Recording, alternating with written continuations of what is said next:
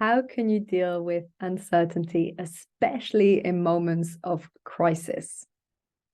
We hate uncertainty, we all do. We hate this feeling of losing safety, security, stability. This is because we're wired in our way to survive. We're wired in a way that things are stable and grounded and helps us moving forward. And so we create this illusion of certainty, this illusion of safety within us. Because as you know, every single day is uncertain, every single day can shift, things can happen, but we can create this feeling of certainty within ourselves. So in order to do this, there are different ways and methods and tools that you can employ to create this feeling of safety, especially when things are a bit more hectic, especially when things aren't going quite according to plan or slightly more chaotic. So what are the different things you can do to recreate this feeling of safety, which will not only help you to feel better, but also if you're leading a team, for instance, or a company, it can inspire and help people around you to feel calmer. The first thing you can do is to imagine a scenario that is uplifting, possible, to focus on the possibilities instead of the worst case scenario. Often when things are feeling slightly more uncertain, this leads to panic, and this leads us to imagine the worst case scenarios. Now, if instead you choose to use your brain to visualize possible outcomes that are satisfying or uplifting or even exciting, and you put all your energy into this, this will shift your uncertainty to a feeling of faith, a feeling of possibility, of belief. Now, understand that in extremely challenging times, this is very hard to do, but it is still possible. And it might not be that there's a best case scenario. It might not be that there's a wonderful solution, but there might be something that's not as bad as the worst case scenarios.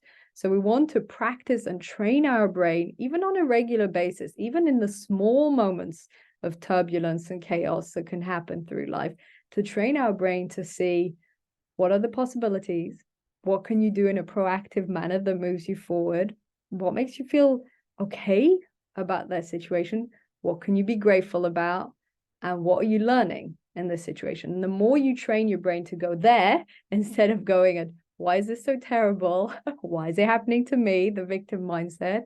Why is it that this is happening, full stop, etc. You can train and shift your mind to go from, again, that more victim position to a more ownership, proactive mindset of taking initiative, of moving things forward, simply by visualizing what steps you need to take and what could be possible outcomes.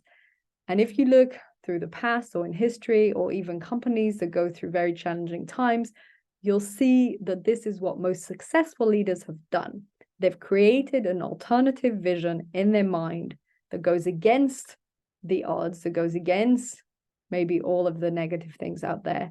And they've shifted all of their attention and thoughts and energy towards building that vision of possibility, towards building this alternative reality. And in some cases, even if it's the worst case scenario, let's say if it's a company, let's say it needs to close, for instance, then they build upon that. Okay, when it closes, we'll do this instead, we'll build that, we'll shift it here. And they start to look at all the possibilities and visualize different outcomes that are actually more stable, might not be the right term, but more proactive and not just going with the motions and dreading every step. A more proactive step-by-step approach. So this is one thing, visualizing the possibilities that come from it, putting all of your focus and attention on it and building towards this vision. The second thing that can really help, especially when it's a crisis or especially when things are really chaotic, is to find safety and stability within yourself. This is easier said than done. Most of us cling to the external world to make us feel safe, to make us feel grounded. But instead, we can start to look at our core, at how resourceful we are, at how strong we are, that we have all that we need within us, and that we don't need the external world for validation, for building our strength, for our courage. And so even when things are turbulent around you, you can keep a calm head and find that sense of inner safety within you. Often, people realize this when they hit rock bottom. They hit rock bottom, they think things can't get any worse, whether it's financial or emotional, relationship or health. And then something in them just goes, okay, still here, I'm still strong, now I can build up again. And that's when they realize that they have this inner strength, this inner core that's unmovable. And the more you can tune into it, the more you can connect with this inner strength, this inner resourcefulness, the less you are likely to feel that you're being thrown away like a wind in a storm. And instead, you're here, you're present, you're grounded, and you can move forward. Things like having a meditation practice. I know I talk a lot about this. Things like exercising regularly, cold showers, cold dips, all of this can help you to see your inner strength. It not only builds courage and resilience, but it helps you see that you have this inner strength within you.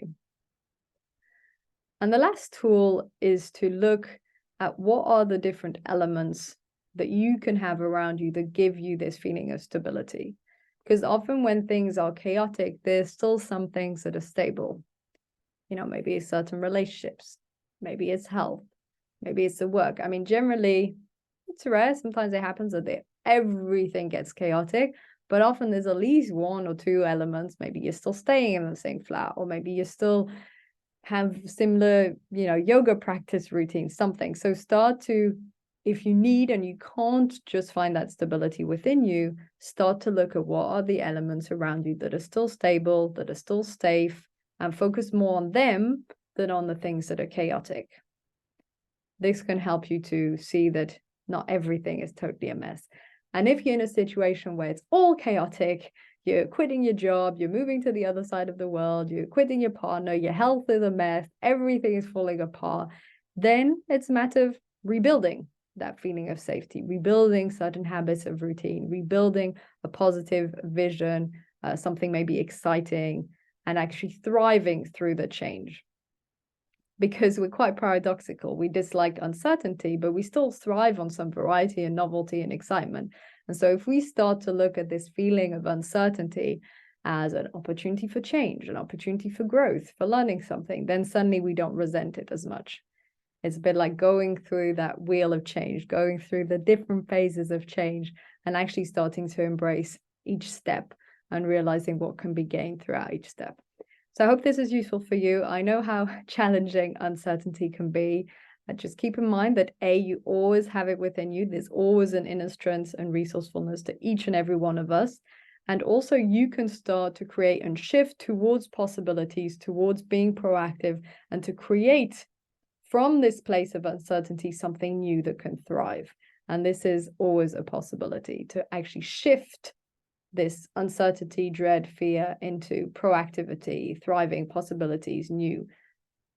There's always a link between this uncertainty and then the growth and the learning and the challenge. Thank you so much for tuning in. Subscribe to the channel, leave a review, leave a comment. It means the world to me. And let me know also what sort of episodes you'd like to hear in the future. Wishing you a fantastic day.